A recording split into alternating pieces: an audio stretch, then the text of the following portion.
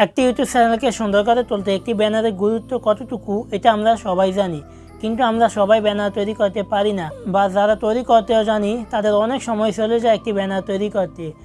তাই আমি আপনাদের জন্য নিয়ে আসলাম 10টি পিক্সেল ল্যাব টেমপ্লেট, যেগুলো ব্যবহার করে আপনারা খুবই সহজে 1-2 মিনিটের মধ্যে একটি ব্যানার তৈরি করতে পারবেন।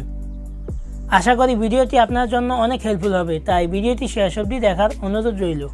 আর আপনি যদি আমাদের চ্যানেলের নতুন দর্শক হয়ে থাকেন তাহলে অবশ্যই চ্যানেলটিকে সাবস্ক্রাইব করবেন এবং পাশে থাকা বেল আইকনটি ক্লিক করে দিবেন আমাদের পরবর্তী আপডেটগুলো মিস না করতে চাইলে।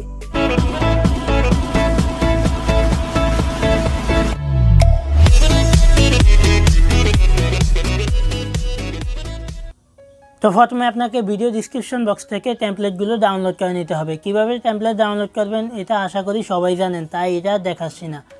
টেমপ্লেটগুলো ডাউনলোড হওয়ার পরে আপনাকে চলে যেতে হবে গুগল প্লে স্টোরে এবং সেখান থেকে পিক্সেল ল্যাব নামের অ্যাপসটি ডাউনলোড করবেন এবং অ্যাপসটি ডাউনলোড করার পর অ্যাপসটি ওপেন করবেন। তো অ্যাপসটি ওপেন করার পর আপনাদের সামনে ঠিক এরকম একটি ইন্টারফেস শো করবে। তারপর আপনারা এখান থেকে মাই প্রজেক্টে ক্লিক করবেন এবং এখান থেকে পিএলপি উপর একটা ট্যাপ করবেন। তারপরে আপনারা চলে যাবেন ডাউনলোড ফোল্ডারে।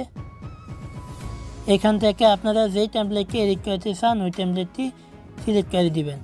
তারপরে এখান থেকে ওপেন অ্যান্ড অ্যাডে ক্লিক করবেন। আপনাদের সামনে টেমপ্লেটটি চলে আসবে। এখান থেকে আপনারা টেমপ্লেটগুলোকে এডিট করতে পারেন।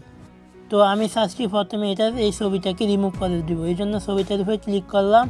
এরপরে এখানে ডিলেটে ক্লিক করে দিলাম।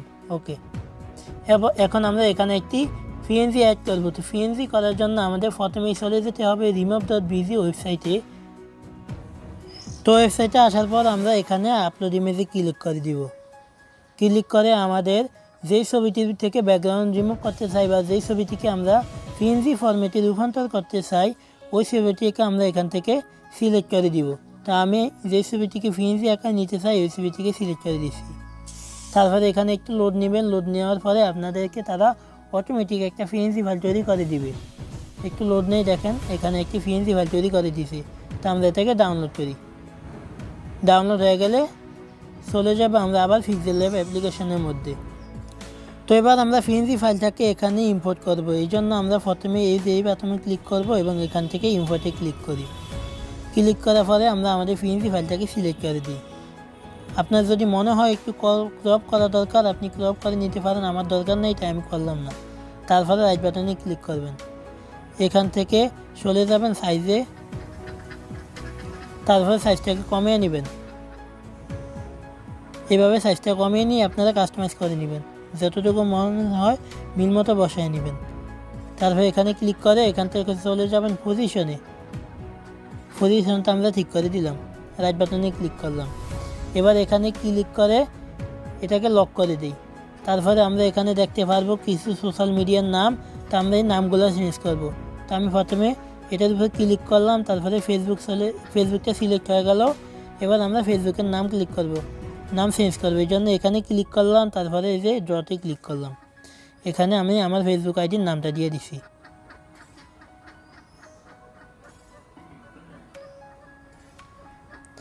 এভাবে আপনারা অন্যান্য সোশ্যাল মিডিয়ার নামগুলো সিলেক্ট করে দিতে পারেন সেমভাবে।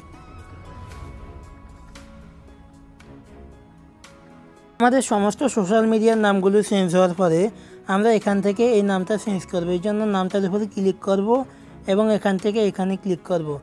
তারপরে আমরা এই যে এটার উপরে ক্লিক থাকা অবস্থায় আমরা এখানে ক্লিক করব এবং এখান থেকে পেন্সিল আইকনে ক্লিক করে দিব। তারপরে আমরা যে নামটা দিতে চাই ওই নামটা আমরা এখানে দিয়ে দিব। তারপরে ওকেতে ক্লিক করি। দেখেন আমাদের নামটা চেঞ্জ হয়ে গেছে। তো আপনারা চাইলে এখান থেকে আরেকটু কাস্টমাইজ করতে পারেন। এই জন্য এতে ক্লিক করবেন এবং এখান থেকে পজিশনে ক্লিক করে এটাকে একটু এদিক সেদিক করে নিতে পারেন। তো গাইস, আমি তো এখানে একটি টেমপ্লেট এডিট করে দেখাইছি। আপনারা চাইলে সেম প্রসেসে যে কোনো টেমপ্লেট এডিট করতে পারেন। ভবিষ্যতে আমাদের চ্যানেলে আরও অনেক ধরনের template like logo template, thumbnail template, banner template বা ফেসবুক কভার টেমপ্লেট দেওয়া হবে। তো আপনারা চাইলে আমাদের চ্যানেলটি সাবস্ক্রাইব করে রাখতে পারেন। আর এই চ্যানেলে আপনারা আর কী ধরনের ভিডিও দেখতে চান তা অবশ্যই কমেন্ট করে জানাবেন।